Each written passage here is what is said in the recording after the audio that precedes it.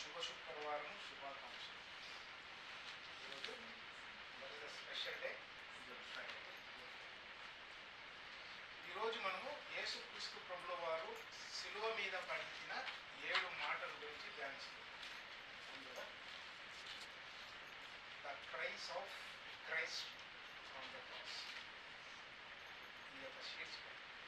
అయితే ఈ ఒక 7 మాటలు యేసుక్రీస్తు ప్రభు వారు పలికిన ఈ 7 మాటలు కానీ మనము డీప్గా ఆలోచన చేస్తే ఆయన హృదయంలోనికి మనం పోయి ఆయన ఒక ఫీలింగ్స్ ఏమో మనం తెలుసుకోవచ్చు. ఆయన హృదయంలోకి తొంగి చూడవచ్చు. అలాంటి ఒక సిచ్యువేషన్లో యేసు ప్రభు వారు ఈ 7 మాటలు చెప్పారు. ఈ ఒక మాటలు యేసుక్రీస్తు ప్రభు వారు శిలువ పైన గడిపిన ఆ యొక్క సమయాన్ని కానీ మనం ధ్యానిస్తే యేసు ప్రభుల వారి యొక్క దేవుని యొక్క ప్రేమ, ఆయన ఒక పరిశుద్ధత, ఆయన మానవుణ్ణి రక్షించాలని ఆయనలో ఉండే ఆ సంకల్పం, ఆ ఒక త్యాగం ఎలాంటిదో మనము ఈ 7 మాటల్లో మనము చూసుకోవచ్చు. యేసుక్రీస్తు ప్రభువు వారు సిలువలో పలికిన ఆ 7 మాటల్ని మనము 2 భాగాలుగా విభజించాం. ఆ 2 భాగాలు ఎలాగంటే ఆ 7లో 1, 2, 3 ఈ 3 మాటలు ఉన్నాయి కదా. ఈ 3 మాటలు మొదటిగా ఒక భాగం, చివరిగా 4 మాటలు కూడా ఒక భాగంగా మనం విభజించవచ్చు. మొదటిగా 3 మాటలు మనకు తెలిసింది కదా, ఇప్పుడు అందరూ పంచుకున్నారు. మొట్టమొదటిగా మీరు ఏం చేయించున్నారు మీరు ఎరుగరని.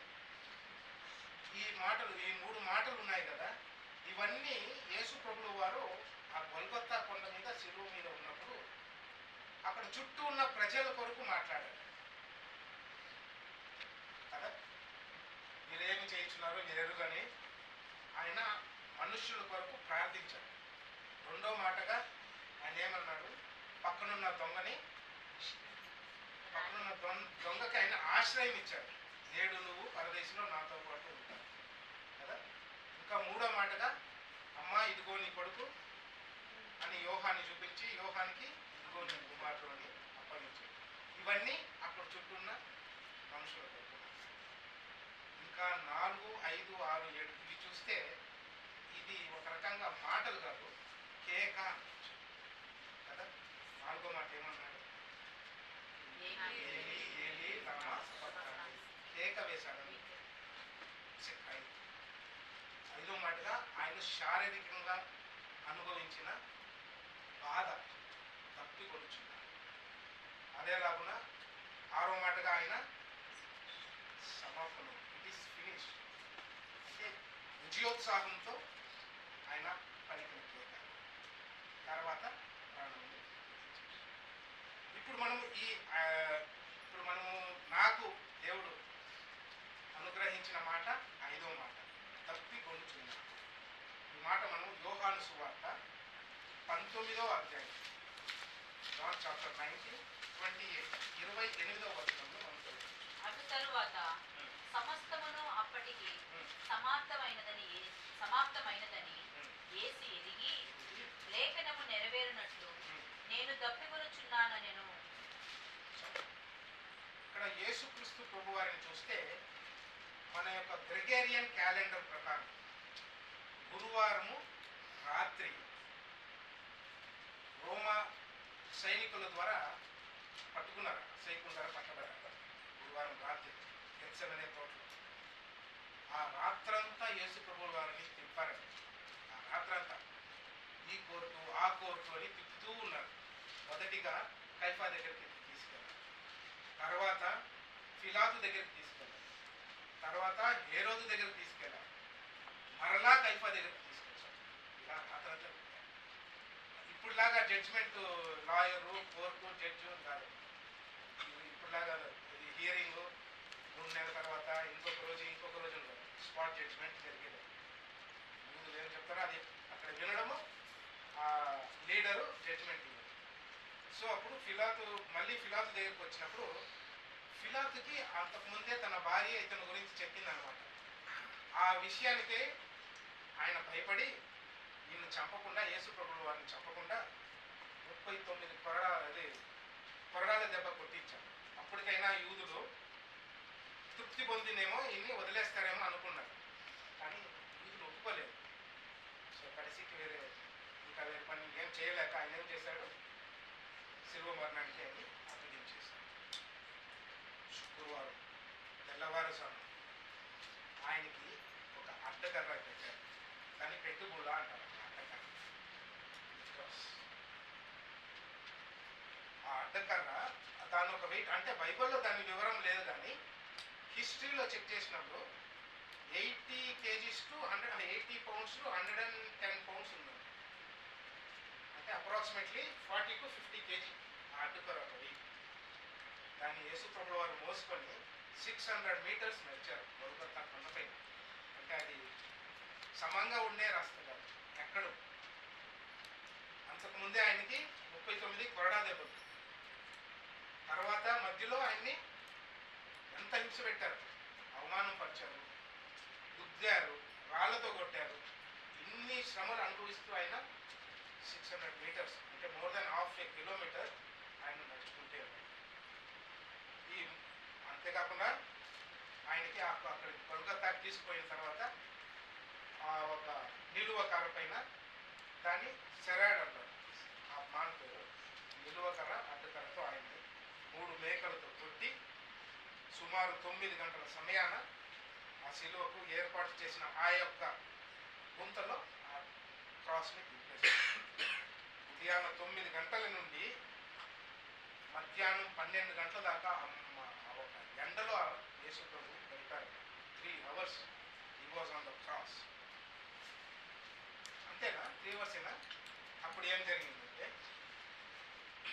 అక్కడ చుట్టూ ఉన్న ఆ 3 hours లో అక్కడ చుట్టూ ఉన్న మనుషులతో మాట్లాడిన మాట ఇది ఫస్ట్. ఆ తర్వాత ఒక్కసారి అభిషేక్ షేర్ చేసుకున్నారు. చీకటి పని 3 hours, 12 o'clock నుండి 3 o'clock వరకు ఫుల్ డార్క్. ఆ డార్క్ ఎందుకైందంటే అది అభిషేక్ ఎక్స్ప్లెయిన్ చేశాడు. యేసు ప్రభువు వారు లోక పాపాన్ని మొత్తము తన భుజం మీద మోసుకున్నాడు. తండ్రి దేవుడికి ఇంకా అది చూడడానికి కాలేదు ఆ పాపాన్ని, అందుకు మూసిపోయింది. అదే సమయానికి యేసు ప్రభువు వారికి తండ్రికి ఉన్న కనెక్షన్ డిస్కనెక్ట్ అవడం వల్ల ఒక్కసారి యేసు ప్రభువు వారికి ఒంటరితనం వచ్చింది. ఎల్లప్పుడూ ఆయన పుట్టినప్పటి నుంచి అప్పుడు దాకా యేసు ప్రభు తండ్రితో కాంటాక్ట్లో ఉన్నారు. తండ్రికి ఒక్కసారి ఒంటరితనం ఫీల్ అయ్యారు. అందుకే ఆయన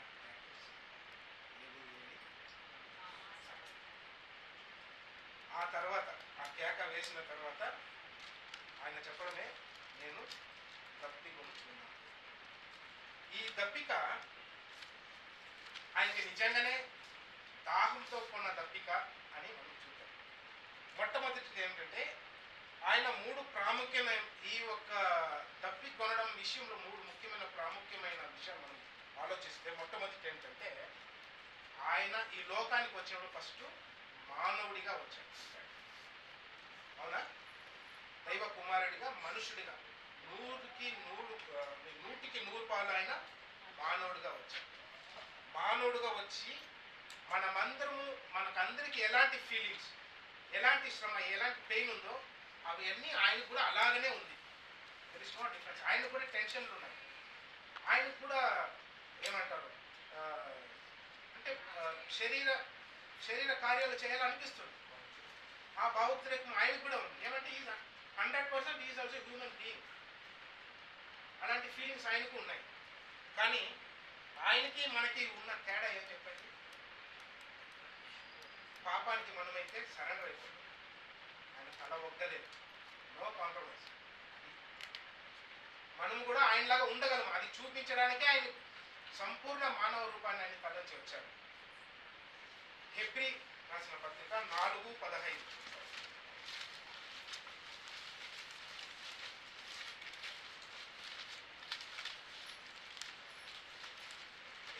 4:15. మన ప్రధాన యాజకుడు మన బలహీనతల యందు మనతో సహభాగమును లేనివాడు కాడు. అంటే లేనివాడు కాడు. కానీ అంటే మీకు మీనింగ్ అర్థమవుతుందా? అది కొంచెం కన్ఫ్యూజన్గా ఉండొచ్చు. ఏంటంటే అది సమస్త విషయంలోనూ మన వలనే సుఖకర్త, మన యాజకుడు మన బలహీనతల యందు మనతో సహా అనుభవము ఉన్నవాడు అని అర్థం. అది అంటే మనకేమి అనుభవాలు ఉంటాయో అదే ఆయనకి ఉంది. ఆ తర్వాత నెక్స్ట్ సమస్త విషయంలోను మనవలే శోధింపబడినను ఆయన పాపము లేని వాడిగా ఉండేను. అన్ని విషయంలో మనమలే శోధింపబడ్డారు, కానీ ఆయనకు మనకున్న వ్యత్యాసం పాపము లేని వాడుగా ఉన్నాడు. He has never surrendered to sin. యేసుక్రీస్తు ప్రభువారు ఆ విధముగా బాధను పొందుతూ ఉన్నప్పుడు అక్కడ సిలువలో వేలాడుతున్న పరిస్థితిలో ఆయనను అక్కడున్న జనాలు మానవుడి యొక్క దృక్పథంతో చూశారన్నమాట. వాళ్ళకి యేసు ప్రభు మనుషుడే అనే దృక్పథంతోనే వాళ్ళు చూశారు. అందుకే ఆయన తప్పికొనుచున్నాను అనగా ఏం చేశారు వాళ్ళు? గబగబాని చేదు చిరకను ఆయన నోటికి అందించారు. ఆ చేదు చిరక ఎనిగర్ అని ఉంది ఇంగ్లీష్ బైబిల్లో. అది ఏమంటే ఒక నార్కోటిక్స్ లాగా పనిచేస్తుంది, అంటే ఒక మత్తు పదార్థం. మన భాషలో చెప్పాలంటే అనెస్థీషియా లాగా. అది కానీ పుచ్చుకుంటే మనకి పెయిన్ తగ్గుతుంది అన్నమాట, పెయిన్ కిల్లర్ లాగా. కానీ దీన్ని గ్రహించి యేసు ప్రభు వారు నొప్పితో పోవాలి, శ్రమ పడాలని పుచ్చుకోలేదు. You want to bear that pain. So బాధపడి అలాగా రక్షకుడు మన బాధను అలా బాధపడితే కానీ మన బాధను ఆయన అర్థం చేసుకోగలడు కదా. రేపు ఆ సిచ్యువేషన్ మనకు వస్తే మనకి దాంట్లో నుంచి ఎలా ఉంటుందో అనేసి మనకు చూపించడానికి ఆయన.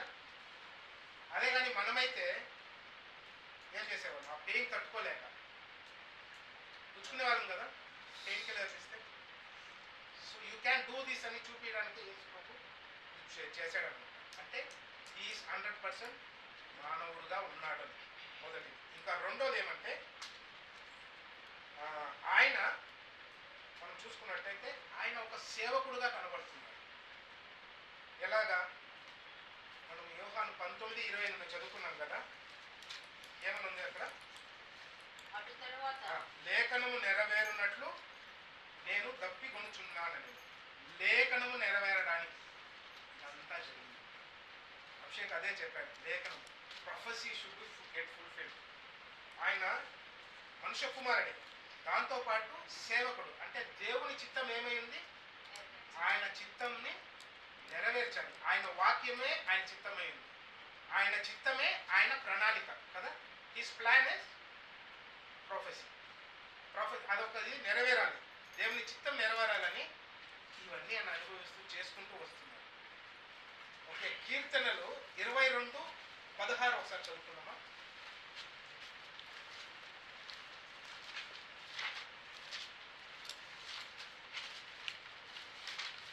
ఈ యొక్క కీర్తన ఒక ప్రవచన కీర్తన, అంటే ప్రొఫెసీ. హక్కులు నన్ను చుట్టుకొని ఉన్నవి, దుర్మార్గులు గుంపు కూడి నన్ను ఆవరించి ఉన్నారు. వారు నా చేతులను నా పాదములను పొడిచి ఉన్నారు. ఈ ప్రొఫెసీ నెరవేరాలి. సుమారుగా ఇది దావీదు కీర్తనలో 1000 సంవత్సరాల క్రితమే రాయబడింది. ఆ ఒక ప్రొఫెసీ ఇక్కడ నెరవేరాలి, ఇప్పుడు జరగాలి. అది ఆయన ఇక్కడ చేస్తున్నారు. అంటే దేవుని చిత్తం, దేవుని ప్రణాళిక ఆయన ముందుగానే రాసి పెట్టారు. దాన్ని నెరవేర్చేవాడిగా, సేవకుడిగా ఉన్నాడు. మొదటిగా ఆయన మానవుడిగా ఉన్నాడు, రెండోదిగా సేవకుడిగా ఉన్నాడు. అండ్ ఎందుకు ఆయన ఇలా చేశాడు? యేసు ప్రభువు ముందుగా రాయబడిన లేఖను నెరవేర్చబడడానికి తనను తాను సమర్పించుకున్నాడు. He submitted himself for the word of God, for the will of God, to glory God. తర్వాత మనం ఫిలిప్పీలకు రాసిన పత్రిక 2వ అధ్యాయంలో చూసుకుంటే, ఫిలిప్పీ 2:6, చాప్టర్ 2:6. ఆయన దేవుని స్వరూపము కలిగిన వాడై ఉండి దేవునితో సమానముగా ఉండుట విడిచిపెట్టకూడని భాగ్యమని ఎంచుకొనలేదు, కానీ మనుషుల పోలికగా పుట్టి దాసుని స్వరూపమును ధరించుకొని తన్ను తానే రిక్తునిగా చేసుకొనెను.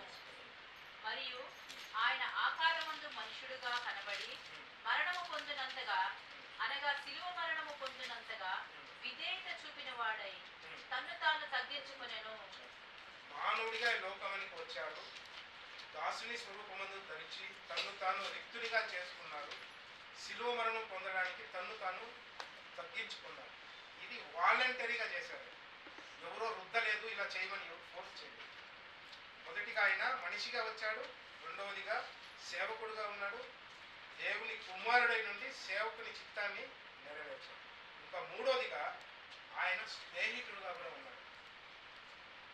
పాపులకు స్నేహితుడుగా ఆయన ఆయన ఆయన ఆయన సువార్త ప్రారంభించాడు కదా. ఆ 3 సంవత్సరాలు పాపులతో ఎన్నోసార్లు సహవాసం చేశాడు. అవునా? పాపుల ఇంటికి పోయి భోంచేశాడు, వాళ్ళని స్నేహితులుగా ఆదరించాడు. ఎందుకని? పాపుల నుండి వాళ్ళని రక్షణలోకి నడిపించాడు. అలా ఆయన చనిపోవడానికి, పాపుల కోసము తాను చనిపోవడానికి కూడా ఇష్టపడ్డాడు. ఆయనకి నిజంగానే నీళ్ళు అవసరమైందా? ఆలోచన చేస్తే తండ్రి దేవుడు ఐగుప్తులో నుండి ఆ ఒక ఎడారిలో మొత్తం ఎంత 6 లక్షల మంది ఇంట్లో 3 చేస్తే ఆల్మోస్ట్ 18 lakhs పీపుల్ని ఆ ఎడారిలో పిలుచుకొస్తున్నప్పుడు ఆ ఎడారిలో ఎంత దాహం ఉందో తెలుసు కదా. బండను కొడితే నీళ్ళు వచ్చింది. మరి ఆ శిలువ పైన దేవుడు యేసుప్రభువు నీళ్ళు దొరకదా? మళ్ళా యేసుప్రభువు వారు ఒకసారి దాహం అని అడిగారు. ఎక్కడో చెప్పగలరా? సమరయ స్త్రీ దగ్గర సుక్కారు అనే బావి, యాకోబు రోపించిన బావి. ఆ బావిలో అక్కడ యేసుప్రభువు వారు ఆ సమయ స్త్రీ ఇచ్చిన నీళ్ళని తాగారా? అడిగారు దాహం. కానీ ఆమె జీవజలాన్ని నేను ఇస్తానన్నాడు. నేను ఇచ్చే నీళ్లు నువ్వు తాగితే ఎల్లప్పటికీ నువ్వు తప్పికొనవు అని సమయ స్త్రీకి ఇచ్చాడు. అక్కడ ఏం జరిగిందండి? ఆ ఊరినే మార్చింది కదా. ఆ దపిక అండి నిజమైన దపిక కాదు, ఇంకా రక్షణలోకి తీసుకురావాలని, అంటే పాపులను రక్షణలోకి తీసుకురావాలని ఆయన అలాంటి దప్పిక కొనుచున్నాడు. ఆత్మీయంగా ఎదగడానికి, మనల్ని ఆత్మీయంగా ఎదిగించడానికి, మనల్ని ఆత్మీయ దప్పిక మనం పొందడానికి, మనల్ని రక్షణలోనికి నడిపించడానికి ఆయన దప్పిక పొందుతున్నాడు. మరి ఆయన దప్పిక ఏంటో తెలుసా? నువ్వు నేను మనమందరము ఆయనతో పాటు పరలోకంలో నివసించడమే ఆయన దప్పిక. మరి ఆయన దప్పికను మనం తీరుస్తామా?